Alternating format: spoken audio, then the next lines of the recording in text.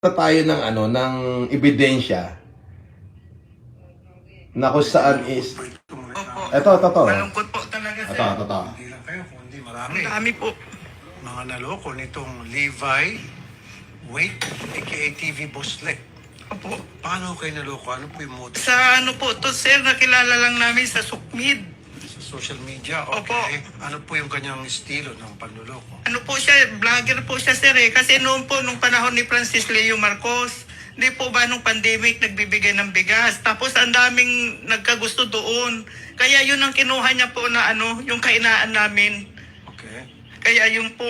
Paano pong ginawa niya? Nangingi ng pera sa inyo? Opo, nung mag-imbis daw po sa niya, imbis na ang dami niya po talagang naguyo na mag-imbis, sir. Magkano po na-invest nyo? Ako po, 262,900 po ako. Yung iba po, may mga milyon-milyon po. Dami po talaga. Paano kayo nakumbisi sa kanila? for sure hindi ipapalabas ni food poison yan. So yung ibinibintang ho sa akin na marami akong nalokong OFW, ang totoo nun ay marami hong gumamit ng pangalan ko. Isa na nga ho yung Levi o Levi Insyong Wata na milyon-milyon daw yung nakuha sa OFW. Ayan na rapid tulpo in action na yan. Na rapid tulpo in action na siya. As in ang dami. Di ba? So, tapos may mga nagsabi na ako daw ho yun ng loko. Maliwanag ho yan. Napunta na ho sa rapid tulpo in action. So, kung marami sila, o sabihin na natin 100 sila, dito lang sa isa 290,000, tapos doon sa isa iba daw ay milyon, kung 100 sa 290,000, di 29 million yon. Tama ba? Ngayon, yung iba may milyon, baka nga 40 to 80 million. Parang tama nga.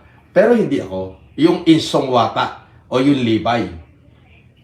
Kasi nung pandemic, nag-iisa lang ako As in alone lang. Tumulong lang ako sa kakayahan ko, sa capacity ko, inubos ko lahat. Pati yung savings namin na mag-asawa, sinama ko.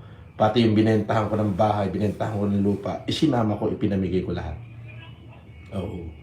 Ang nangyari, nakulong pa ako, tapos pinagbintangan pa ako na nanloko ng OFW. Ayun. So, for sure, si food poison, hindi niya to ipapakita. Kasi ito yung ebidensya na may gumamit lang ng pangalan ko. Ayun. Hindi naman ho, bale, at yan naman ho, darating yung araw ng katotohanan na ilalabas ho lahat yan. Darating ho yung panahon, lalabas din naman lahat ng katotohanan. Hindi ho yan maitatago. Kasi yung katotohanan ho sisingaw at sisingaw ho yan.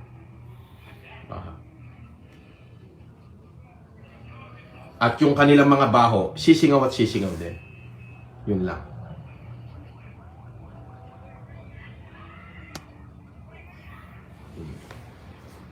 So, sinasabotahe ho nila yung ating live. Okay lang, wala naman tayo sinasabi. Nagkataon lang na may nagtanong lang. Kaya naman, naalala ko, nga pala, merong naipalabas si Senator Rapi Tulfo dati na mga OFW, maraming OFW ang nabiktima at talagang milyon nga ang nakuha, which is hindi naman ho ako. Ayun, pinakita ho ni Senator Rapi Tulfo yung pangalan. At nasampahan na ho ng demanda yon. Wala na ho akong alam. Kumbaga, ang ginawa ng vlogger na yon, ginamit niya ang vulnerability ng aking mga supporter. Nagpanggap siya na ako. Ginamit yung pangalan ko. Narinig nyo naman, sinabi ng complainant. Ginamit ho niya yung pangalan ni Francis Leo Marcos. Yun. So, pustahan tayo, hindi papakita ni food poison yan. Hindi niya papakita yan. So, yun lamang po. Maraming salamat. God bless you. Kaya po ako nagre-live kasi nawala po yung live natin kanina. Thank you again. Amber Jade, Feli, Anita Bautista, Honey Asia, si Ems Pascual, lahat ng mga taga-Hong Kong dyan, si Aiden Tade, Ma'am Jaja Cap, Ma'am Eli Maurin, Ate Janice, Ate Odette, Barang Joseph, Ate Tess FLM Canada, shoutout sa inyo, Team Packshit, Gangster of Manila. Mabuhay po kayo at maraming salamat po. Mabuhay kayo and I love you guys. God bless you. Pagpalain kayo ng Diyos. At sabi ni Michela, shout out. Okay. Honey Asia, shout out. Mr. Papampam, shout out. Shout out sa inyo lahat. Mabuhay kayo.